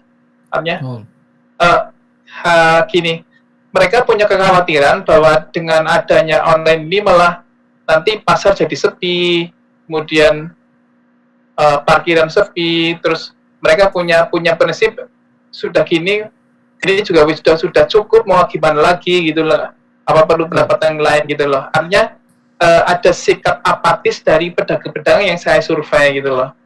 Nah dari situ terus saya mencoba berpikir ulang gitu loh. Nah ini baru mentok apakah ini perlu saya lanjutkan atau saya pertimbangkan lagi gitu, Pak. Gitu curhat itu, Pak. Tapi buat artikel pengabdian besok ada ya, sudah ada ya tulisannya? Ya rencana saya itu sih dari selama 1 minggu ini saya baru merencanakan, berdiskusi dengan si pembuatnya, kemudian diskusi dengan rencana satu lagi ke mantan lurah, tapi belum kesampaian. Nah itu paling baru sama pengurus sama ketua paguyuban gitu, Pak. Oke, itu bisa masuk mungkin nantinya ini artikelnya itu berarti kan kayak sosialisasi penggunaan aplikasi atau web gitu. Iya, kan jadi kan penggunaan ini aplikasi web untuk era pasar modern, era pasar digital gitu kan. Iya, nah, betul. Jadi nanti ada foto-foto, jadi nggak usah ditulis permasalahan, ada foto kamu jenengan lagi ketemu sama Kades, tapi kan aparatur desa itu kan jelas sasarannya, permasalahan, tujuan, metodenya tadi ya yang saya sampaikan ya, nanti tinggal dikuatkan apa yang dibilang era digitalisasi itu dimasukkan ke situ tambahannya. Nantinya contoh di Dimas Ghazali gitu ya. Oke, mengatasi pasar tersebut harusnya lihat kayak sekarang itu di Purwokerto pasar Wage itu kan berapa hari 5 orang di rapid ternyata di swab positif kan dia sepi itu ditutup gitu kan berapa 3 hari sepi. Nah itu apalagi kan ketika nanti mulai sebenarnya mereka itu pelan-pelan sih ya, pelan-pelan dilakukan edukasi pendampingan, tapi itu bukan tugasnya jenengan itu hanya melakukan pendampingan, dibuatkan web itu udah bagus, dibuatkan web itu, buat web itu kan juga butuh biaya yang cukup tinggi tuh kan, lumayan karena kan, dan saya yakin tuh itu pakai keluar uang pribadi gitu kan, karena dari pemerintah desa itu cenderung biasa langsung saya sebagai pengguna ya saya welcome aja gitu kan, kecuali maintenance-nya dia mau lanjut ya monggo gitu kan. Nah jadi nggak apa-apa, lanjut aja, dibuatkan aja rumahnya, dibuatkan aja bentuk-bentuknya, itu kan cepat atau lambat mereka juga akan adaptasi kok. Ketika nanti lama-lama orang mulai terjadi kekhawatiran mau ke pasar, itu kan sekarang akhirnya mereka jualan online gitu loh. Sekarang banyak kok di pasar Wage itu, kayak beberapa saya temui ya, pedagang-pedagang itu dia mulai berani di Facebook, tapi ya kalau itu di Facebook itu mereka jualan sayuran online gitu loh. Jadi misalkan ditulis, jadi pedagang pasar Wage kan karena orang takut ke pasar Wage, dia akhirnya menggunakan media Facebook, ya dia online aja tuh, misalkan mau beli bumbu harga berapa cabai merah segala macam dia tulis, nanti ketika udah ada misalkan itu baru diantar gitu kan. ada juga kok dari programnya Kementerian Pertanian kalau nggak salah itu di Pasar Bogor. Di Pasar Bogor itu malah kita pakai aplikasi. Dia punya aplikasi sendiri, hampir sama kayak Gojek gini ya. Dia ada namanya saya lupa aplikasinya apa itu. Teman saya pernah share. Jadi dia beli daging, dia beli ayam, dia beli gula pasir, minyak, cabai segala macam, bawang itu pakai itu. Udah ada harganya semua dan itu langsung dikirim bisa pakai si Gojek ini, driver online ini. Itu udah terintegrasi. Itu sudah seperti itu gitu loh. Jadi menurut saya sih nggak lagi tantangan gitu kan. Mereka cepat atau lambat juga lama-lama bakal paham kok. Mending dibuatkan aja kok. Itu udah dari judul ini ya, satu judul penelitian ya, pengabdian ya. Iya Pak, iya. Arahnya ke situ, cuma ketika melihat sikap apatis dari pedagang, terus kok saya jadi berpikir 2 kali gitu. Tapi di satu sisi ini adalah artinya ambisi semacam ambisi gitu loh, ambisi dari kepala desa untuk menjadikan proyek percontohan di Cilacap gitu Pak. Karena yang Cilacap belum ada. Kalau di Semarang sudah ada aplikasi namanya Tumbaskin. Itu kerjasama dengan Gojek. Kalau yang di Kuripan sih rencana kalau kita tidak kerjasama dengan Gojek, tapi nanti akan menggait remaja-remaja dari Ibnu yang akan jadi kurirnya gitu, Pak. Ya bagus kok, nggak masalah dibuat aja karena memang sekarang itu memang sudah harus ada era zaman keterbukaan informasi ya. Jadi itu malah bagus banget. Nanti bisa memutus rantai pasok yang terlalu tinggi ya. Jadi kan kadang kalau misalnya kita bisa jadi gini.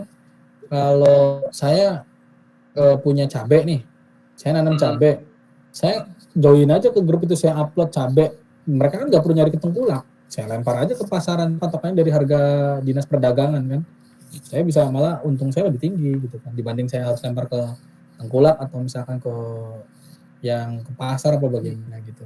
Monggo itu diteruskan aja, nggak usah itu takut. Nih soalnya udah 10 hari loh, tinggal 30 hari lagi kalian selesai KKN gitu loh. Benar kan? Oke Pak, iya, oke, makasih Pak, ya insya Allah lanjut Pak. Ya. Makasih motivasinya Pak. Iya, sip. Monggo yang lain mana nih? Ada yang lain nggak? Mana-mana kalau nggak tanya, daripada nanya-nanya di belakang ntar bingung. Coba ceritakan aja kegiatannya apa nih yang udah dilakukan gitu loh. Nanti biar bisa saya kasih arahan, masukan gitu loh. Terus jangan lupa ini loh, pada logbook harian, absen itu masih sering terjadi gak dilakukan gitu loh. Itu kan sayang. Lo kalau logbook harian itu kan dimulai dari jam 4 sore sampai jam 10 ya. Nah itu kalian itu foto kegiatan dilampirkan lah gitu loh. Jadi kan nggak ada alasan lagi misalkan kalian kerja gitu. Kalau kerja kan sampai jam 5 udah pulang gitu kan. Malam pun kan juga masih bisa ketemu silaturahmi, sosialisasi. Malah kalau yang daerah-daerah, misalkan saya mau melakukan pengabdian masyarakat nih, banyak juga terjadi tuh dilakukan pas malam hari kan, karena pagi-pagi nggak ada orang gitu loh. Apalagi misalnya yang petani, itu kan nggak mungkin ditemuin kalau pagi-pagi. Disuruh kumpul di balai desa ya susah gitu. Kalau petani itu kan biasanya kan malam. Gitu. Monggo yang lain. Pak, kalau misalnya lupa absen tapi logbook isi gimana Pak? Udah saya beresin absen, udah semua saya isi. Iya, saya lupa Pak absennya, cuma logbooknya saya Artinya 2 hari itu. Iya 2 hari nggak absen. Udah saya beresin. Iya Pak, makasih banyak Pak. Iya, absen udah saya beresin semua. Cuman kalau logbook ini yang saya nggak bisa beresin. Kalau logbook itu kan karena harus dibuka dari sana. Kalau absen di saya bisa. Oh baik Pak. Gitu. Monggo yang lain. Udah clear apa belum nih? Silakan bertanya. Ini ada Smiler TV ya Bu Frida ya. Lagi ngerekam ya Bu. Saya lupa pakai ini lagi. Rambutnya nggak rapi nih. Gitu. Ayo Pak sisiran dulu Pak, nanti muncul lagi. udah di ini. Udah di apa, karena kegiatan yang maraton ya. 2 minggu ini. Full. Monggo yang lain, udah clear apa belum? Lutfi Reva. Ini si Tiwi siapa Tiwi? Tiwi siapa? Tiwi Alwi apa? Tika Wiwi. Siapa? Mau tanya nggak?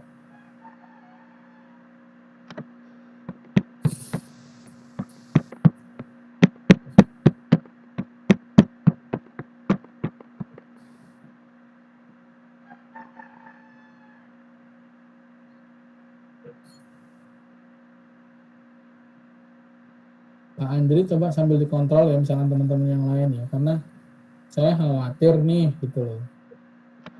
Akibat sekarang itu udah nggak bisa lagi kita menolak teknologi loh. Jadi sudah tidak bisa lagi kita tidak mau beradaptasi dengan teknologi.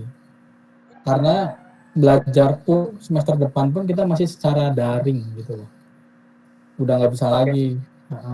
Jadi kalau misalkan sekarang protes, misalkan dikatakan bahwa enakan KKN langsung, kayak beginian ribet, itu udah nggak ada alasan begitu lagi.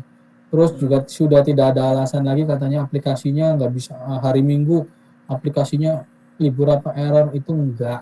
Jadi semuanya itu sudah terintegrasi dengan baik ya. Apalagi ini pakai yang namanya model itu kan udah lama banget ya, aplikasinya udah teruji banget gitu. Jadi kalau misalkan kalian nggak bisa absen, nggak bisa itu, dipastikan itu dari kendala sinyal kalian gitu. Sama ketika kita mengikuti masuk Zoom nih gitu kan, kadang si penyedianya itu mungkin sudah bagus dengan dia, tapi kadang kita aja jaringan yang jelek sehingga kan susah gitu, nggak stabil gitu. Makanya perlu ini sekarang itu udah nggak alasan lah, gaptek lah, nggak ada sinyal lah, bingung lah, itu udah nggak ada alasan kayak gitu. Udah nggak ada alasan lagi. Makanya dari kemarin memang saya sih paling hanya nyentil sedikit gitu pas absen atau pas log. Dan kebetulan saya juga hari kemarin itu lupa log setelah belajar anak, terus malah ketiduran sampai baru bangun jam 12 malam. Iya, itu di ini ya Mas Amin sering nggak absen tuh Mas Amin, dan itu harus absen. Itu banyak banget yang nggak absen. Karena nanti bukan alasan lagi, misalkan udahlah kita keluarlah dari agak lengket nggak apa-apa. Kita harus keluar dari pengennya dikasihani terus gitu loh, pengennya dimengerti terus gitu, itu harus keluar lah, nggak boleh. Mahasiswa itu nggak boleh berpikir seperti itu terus gitu, harus mau dimaklumi, dimengerti, mengerti. Capek kayak gitu loh. Udah nggak boleh. Ya gimana? Permisi Pak, kalau misalnya kan kalian udah bikin yang matriks ya Pak, misalnya nggak sesuai matriks, misalnya harinya yang harus jangka tanggal sampai tanggal segini melakukan kegiatan A, itu justru malah nggak dilakukan kegiatan A, misalnya ganti kegiatan B, karena emang situasional ya Pak di apa tuh gimana. Jadi nanti penulisan artikel opininya nggak harus runtut tentang jeda selama seminggu, karena tadi cuma tentang temanya apa kegiatan yang dilakukan, seperti itu ya. Ya Pak. Enggak, betul. Harus. Makasih Pak. Iya. Mungkin gini Atia, bisa dibantu kamu tulis. Kalau kamu tulis, kamu share-nya ke teman-teman biar nanti tahu bentuknya. Kadang kan mereka kan butuh contoh ya. Oh iya Pak, baik. Nunggu contoh gitu, jadi kita udah nggak boleh lagi pokoknya wah sinyal saya susah, nggak ada perangkat, udah nggak bisa ditawar begitu gitu. Jadi harus benar-benar dikerjakan lah gitu. Kalau memang temanya KKN sekarang dengan KKN DR begini ya kita lakukan begini gitu loh. Kalau kita nggak mau KKN DR begini ya berarti selamat KKN tahun depan gitu kan. KKN tahun depan itu kan artinya kamu KKN gitu kan. Jadi benar-benar deh gitu kan. Apalagi misalkan dalam menulis jurnal, karena kan sebenarnya dari saya waktu S1 itu mahasiswa itu juga yang mau lulus itu juga wajib nulis jurnal gitu. Cuman makanya di kalian pun juga nanti kan wajib nulis jurnal gitu. Artinya penting lah. Pak, kalau misalnya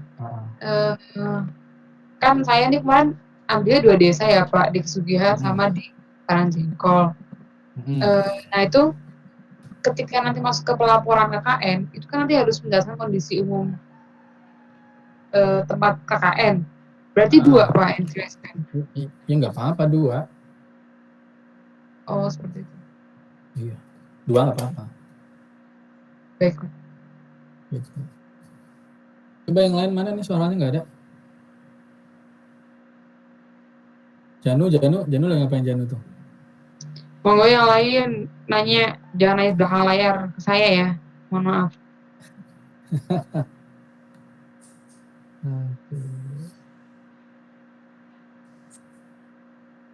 Ya, Mas Amin, gimana? Agak digedein Mas Amin suaranya. Suaranya agak gede Mas Amin.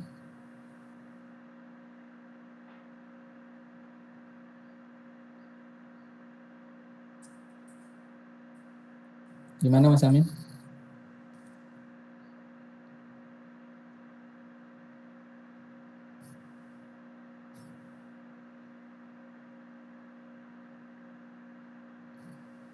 Ya, gimana?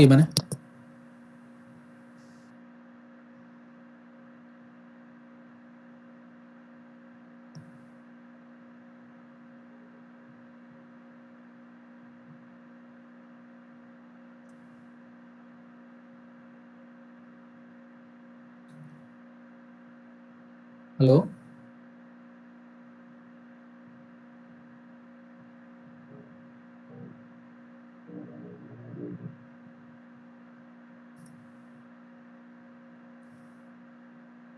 Monggo yang lain. Mas Amin jadi nanya gak? Sebentar Pak, lagi ganti mikrofon. Kalau nggak pakai Pak Joko aja tuh, kasih Pak Joko. Mas Amin dikasih ke situ.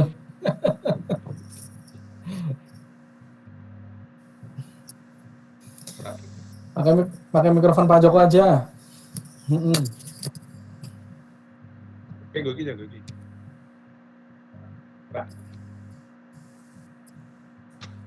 Sebentar Pak.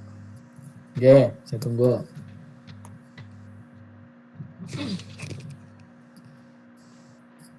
Pertanyaan? Oke, Mas Amin. Oke Pak, mungkin sedikit masalah KKN ini Pak ya. Mm-mm. Mungkin kendalanya kita, mungkin saya, Pak Joko atau teman-teman yang mungkin setiap Sabtu Minggu kita PJKA loh Pak. Mm-mm. Mungkin kita kendalanya pertama kita kan di sini nggak begitu kenal medan area loh Pak. Pertama, Mm-mm. keduanya mungkin kita Sabtu Minggu atau apa kita kan pasti pulang ke daerah asal gitu Pak. Dan mungkin nggak jauh beda dengan Pak Atia itu yang kita KKN jadi di 2 wilayah gitu loh Pak. Mungkin di wilayah kita yang di sini kita kan gabung sama Pak Novriandi di Pesugihan. Di mana Pak? Maaf Kuripan loh Pak. Kuripan. Ya di Kuripan. Nah, itu kayak metriknya itu dibikin 2 wilayah atau tetap 1 wilayah yang sesuai kita Kuripan 2 wilayah, berarti ada tetap kan? 2 wilayah, betul, 2 wilayah. Jadi kan 2 wilayah. betul. Cuma kita kayak artikelnya kalau kita makainya cuma yang mungkin daerah yang kita kenal atau lingkungan yang kita kenal itu boleh. Jadi masalah nggak Pak ya? Ya enggak. Kenapa masalahnya? Ya Kan ya takutnya kita ada 2 wilayah nih nanti. Gitu Pak. Mungkin yang penting kan wilayah tersebut di report di laporan penelitian, laporan pengabdian. Gitu. Kalau jadi kan bisa kalau di wilayah saya sih kebetulan kan adik saya kan sebagai sekretaris desa gitu. Oh iya. Mungkin tiap hari saya juga kalau pulang pasti berkomunikasi sama adik gitu loh Pak. Oh, jadi informasi apapun yang di desa saya tahu gitu. Kemudian gitu. Oh. Jadi gini, kan kalian sekarang kan sudah 10 hari nih. Iya Pak. Sudah 10 hari, berarti kan sudah banyak kegiatan dong, dimulai dari sosialisasi, ketemu siapa, udah banyak lah 10 hari yang dilakukan. Nah, yang namanya artikel opini, pilih aja salah satu, tapi dibuatnya secara tulisan ilmiah gitu. Iya. Jadi jangan, artinya bukan rentetan kegiatan 10 hari kamu tulis jadi satu, ya nggak nyambung. Karena kan mungkin kan beda-beda. Nulisnya gimana? Gitu. Oke. Jadi nggak ada kan ini kan 40 minggu 40 hari ya. 40 hari berarti berapa tuh? 40 hari berarti 4 minggu ya. Ya 4 artikel ilmiah. Iya. Gitu. Terus jangan lupa bulletin, berita opini, jangan lupa terus flyer, video konten-konten lah. Gitu lah. Oke. Ya, tapi yang berfaedah gitu ya. Iya. Jangan unfaedah gitu kan. Nggak bikin viral Pak ya. Iyalah gitu. Oke Pak, makasih Pak, kita aja sih Pak. Iya, tapi yang penting nanti dilaporkan di laporan KKN-nya cuma satu wilayah, nggak masalah kok. Kalau masalah komunikasi setiap hari saya komunikasi itu masalah penanganan COVID atau apa di tempat saya loh Pak. Ada beberapa kali itu adik juga nih tahu kemarin terakhir koordinasi sama mereka itu perangkat desa semua dipanggil dari Babinsa sama Kapolsek itu ada apa namanya ya sosialisasi masalah untuk orang mau ada ngadain keramaian atau hajatan gitu itu juga ada protokolnya juga dari perizinan gitu. Saya dikasih tahu sama adik sih mungkin. Betul. Yang penting kelihatan jenengan, wajahnya jenengan di situ. Iya. Bisa. Rencana buat artikel pertama jenengan menulis apa? Pertama sih apa namanya? Apa? Mungkin pertama yang kemarin saya share ke Pak Ian itu waktu ketemu sama perangkat Pak Lurah dari Kuripan itu intinya seperti itu. Kegiatan. Tulis aja nanti. Iya, itu aja sih Pak paling pertama artikel itu. Contoh jurnal artikel opininya itu nanti bisa di Mas Ghazali ya, di searching di Mas Ghazali itu ada 5 tulisan kalau nggak salah deh. Saya nulis di situ 2, nanti bisa di download aja. Di Mas Ghazali pilih yang mana? Ya, di jurnal. Jadi e-journal.unuga.id ya. Nanti bisa di itu Pak, diketik aja kita takut salah alamat itunya. Ada. Ya. Pak Alun Pak. Saya share nanti. Share aja Pak. Ya kita aja. Saya share ya chapter. Oke. Monggo yang lain.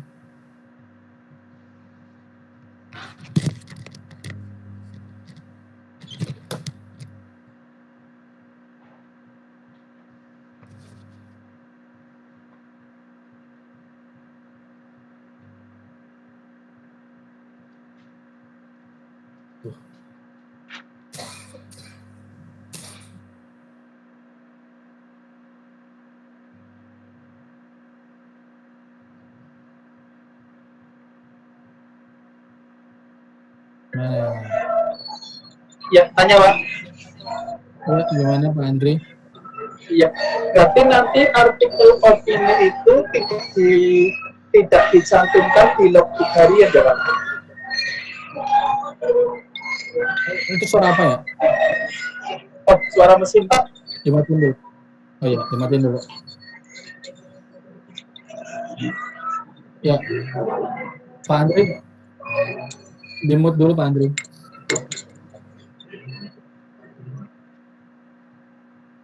Bentar ya, Pak Andri di-mute dulu.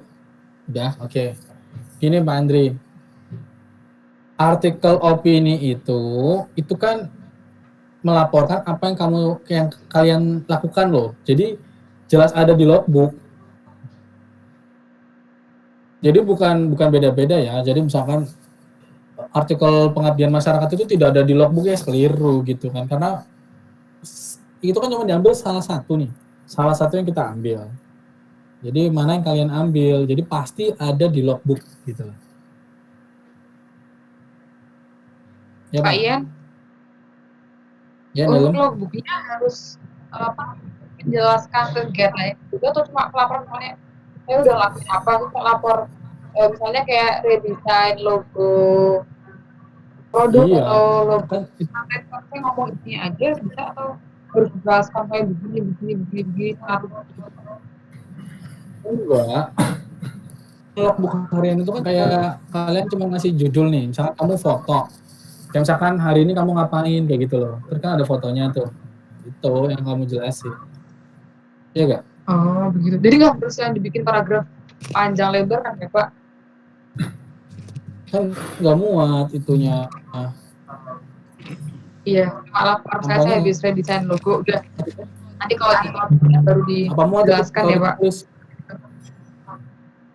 Iya, misalkan kamu kan mau redesign logo nih, foto kamu lagi redesign, kamu taruh di mana gitu kan terus ada. Oh, Gitu. iya Pak, baik. Jadi Pak Yan. saya pastikan ya kalau iya gimana Pak Joko? Ya, ini Pak terkait dengan kegiatan. Saya kan untuk pengambilan apa namanya temanya kan saya ini terkait dengan apa namanya repacking ya, new packing seperti itu. Nah ini kan saya ngambil sampelnya, saya ngambil sampelnya kan 1 orang di Uripan gitu kan. Nah, kan ini ada beberapa minggu ke depan gitu kan. Nah, ini untuk awal-awalnya kan memang kita ada permisi dulu ke aparat desa. Nah, terus kan ada beberapa tahapan Pak. Nah ini kan tahapan pertama ini minggu pertama adalah kegiatan administrasi, dalam artian kita mendesain burner terkait dengan protokol COVID-19, terus mendesain apa namanya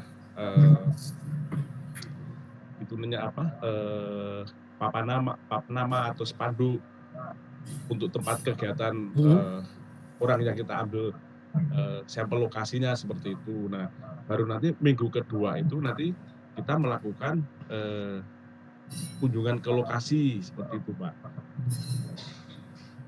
Kira-kira gimana, Pak? Terus? Ya nggak masalah, itu kan bisa jadi apa namanya satu kegiatan juga. Malah itu bisa flyer meme-nya, brosurnya itu kan bisa masuk di komponen penulisan brosur, pamflet, meme itu kan bisa masuk tuh, flyer, ya kan? Terus habis itu nanti bisa kegiatan juga, bisa itu. Dalam artian kan gini, mungkin untuk di logbook, maksudnya kan kita tetap mengisi Pak kegiatannya, tapi untuk apa namanya pembuatan fotonya kan tidak bisa kita ini Pak, kita attach di logbook tersebut. Nggak bisa, kegiatan fotonya bisa di-attach, ada kok pilihannya. Enggak, maksud dalam artian kita nggak ada dokumentasi, misalnya nih kita mendesain gitu Pak ya, kan apa namanya kita tidak berinteraksi dengan orang lain, jadi hanya kita sendiri.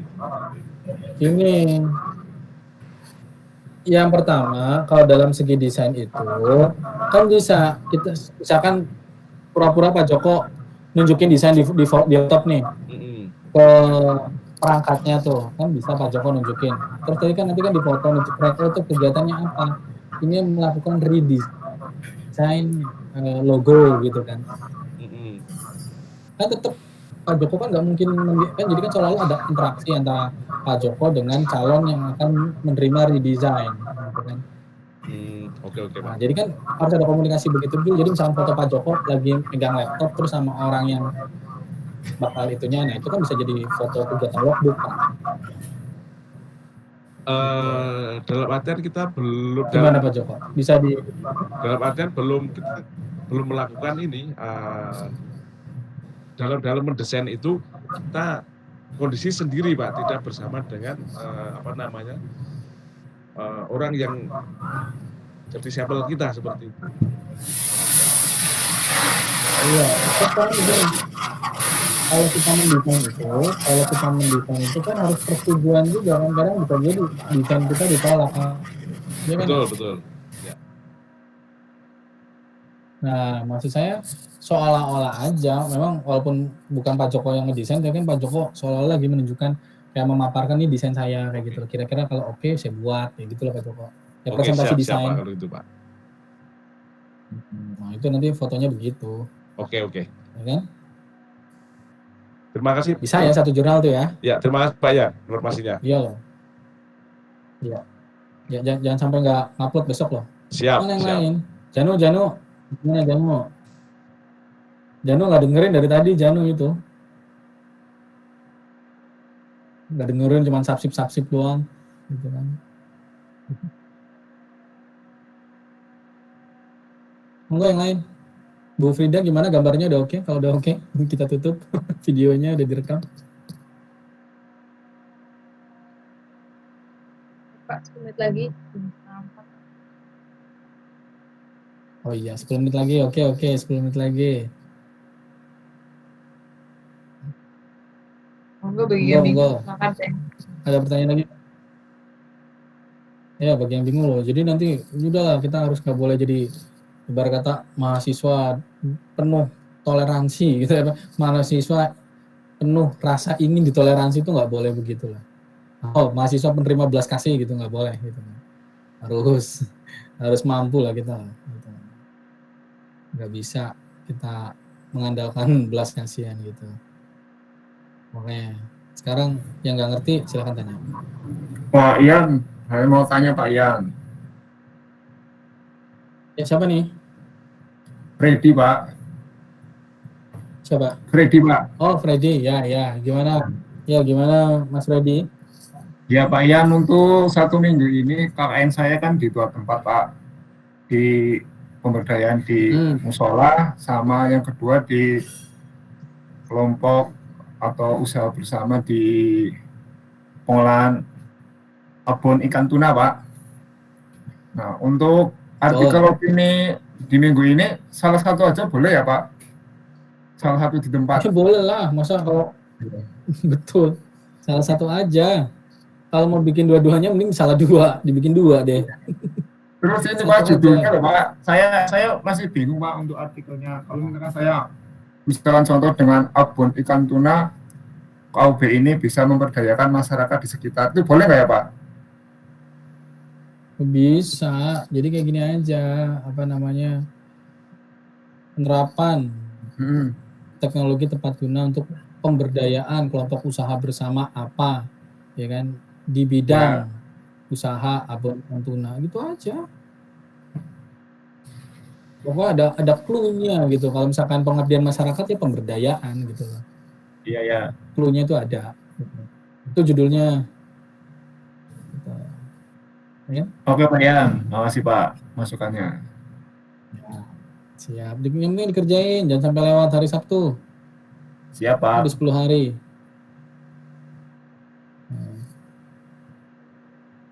Enggak yang lain. Miftah gimana Miftah? Lutfi?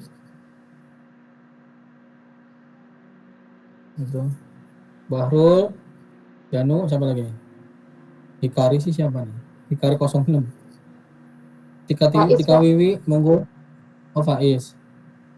Faiz siapa? Faisal Anam Industri. Oh Faisal Nasa. Terus kalau Tika Wiwi orangnya mana? Kurang. Kemana man kalau masuk nggak nanya gitu kan? Kalau Smalir TV, Bu Frida itu.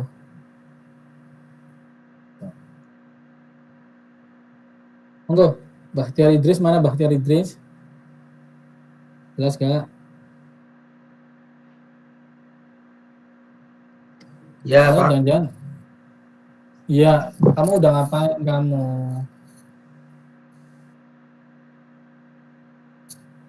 Udah jelas belum? Kamu tuh sering lupa absen loh, Dris.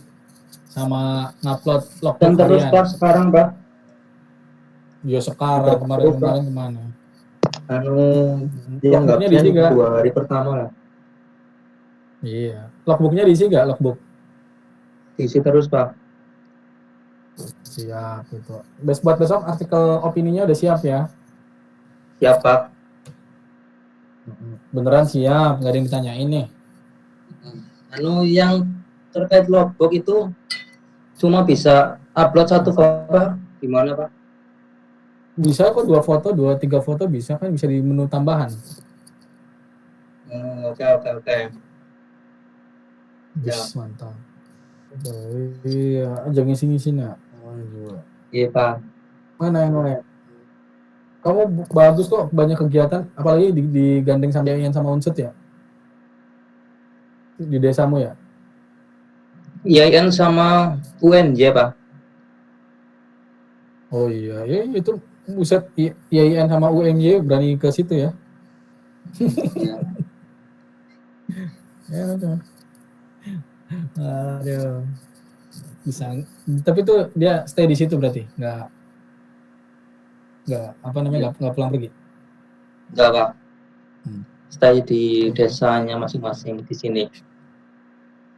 Iya, sip. Monggo yang lain. Baru dapat Miftah gimana? Lutfi ngerti gak Lutfi?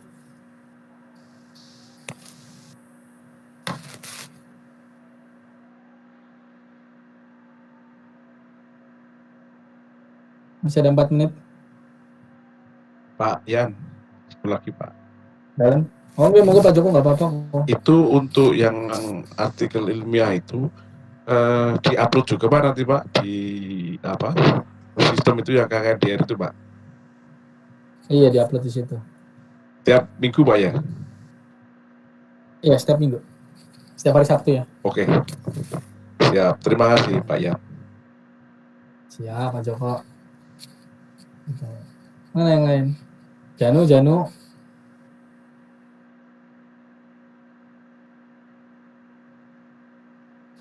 Monggo Atia. Apalagi Atia yang ditanyakan?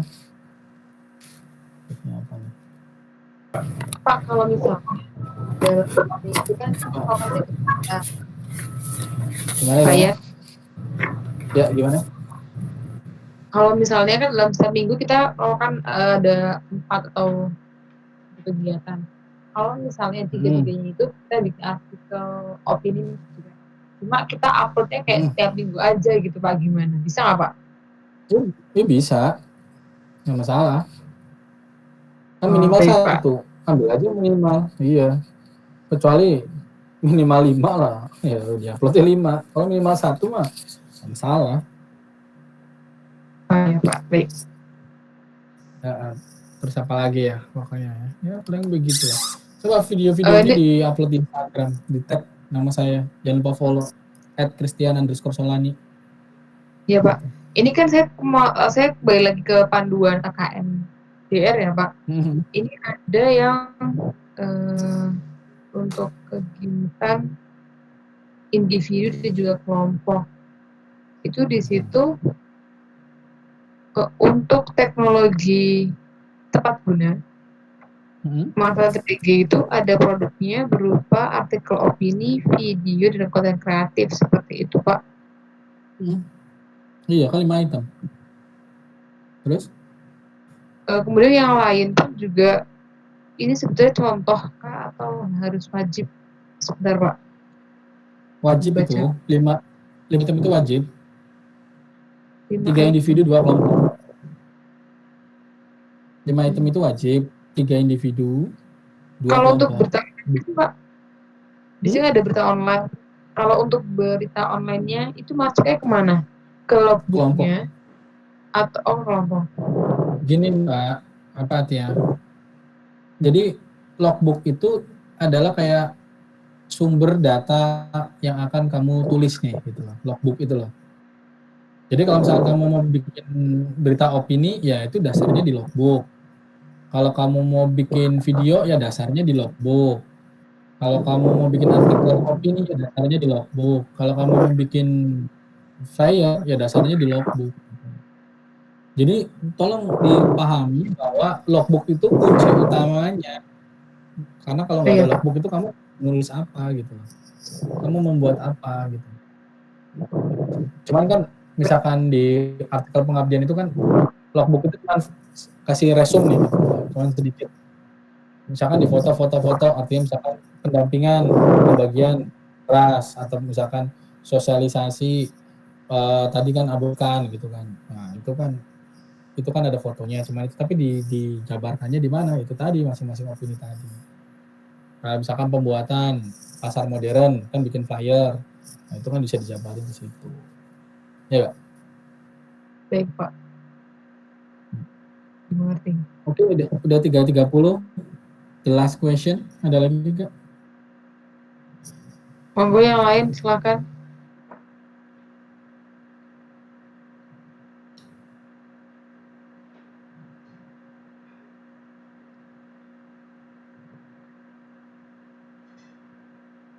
Sepertinya nggak ada Pak. Oke ya, kalau nggak ada Terima kasih ya atas atensinya. Kurang lebihnya mohon maaf ya. Selanjutnya waktu dan tempat saya kembalikan ke moderator. Wassalamualaikum warahmatullahi wabarakatuh. Waalaikumsalam warahmatullahi wabarakatuh. Waalaikumsalam warahmatullahi wabarakatuh. Pak Ian selaku materi di acara kali ini. Dari awal hingga akhir terkait dengan artikel nasional yang akan lolos jurnal dapat disimpulkan bahwa dengan sistematika yang baik dan benar, kemudian juga pemilihan diksi, pemilihan judul yang menarik itu juga akan mempengaruhi diterimanya artikel nasional tersebut. Jadi baik-baiklah dan perbanyaklah membaca, memperbanyak diksi sebagai bekal untuk menulis artikel yang baik. Ya, kemudian dan juga menambah wawasan terkait apa yang akan kita tulis. Kemudian perbedaan antara artikel opini dan juga artikel ilmiah pengabdian. Artikel opini yaitu berupa artikel pengabdian dan juga artikel ilmiah dalam jurnal nasional itu dapat dibedakan karena kalau artikel ilmiah kita harus memerlukan riset dan dengan metode yang cukup lama untuk menyelesaikan sebuah masalah, sedangkan artikel opini dalam sebuah pengabdian itu kita menceritakan atau menjelaskan terkait dengan kegiatan apa yang sudah dilakukan dalam artian melakukan diseminasi hasil penelitian, itu berupa artikel opini seperti itu. Jadi harus dibedakan secara garis besar supaya dapat dengan jelas dan dapat dengan betul dalam menulis artikel tersebut. Hal begitu yang dapat saya simpulkan. Saya sebagai moderator banyak salahnya, mohon maaf atas perhatiannya. Saya ucapkan assalamualaikum warahmatullahi wabarakatuh. Waalaikumsalam. Ya, makasih buat semuanya ya. Sampai jumpa. Terima kasih, Pak. Assalamualaikum. Ya.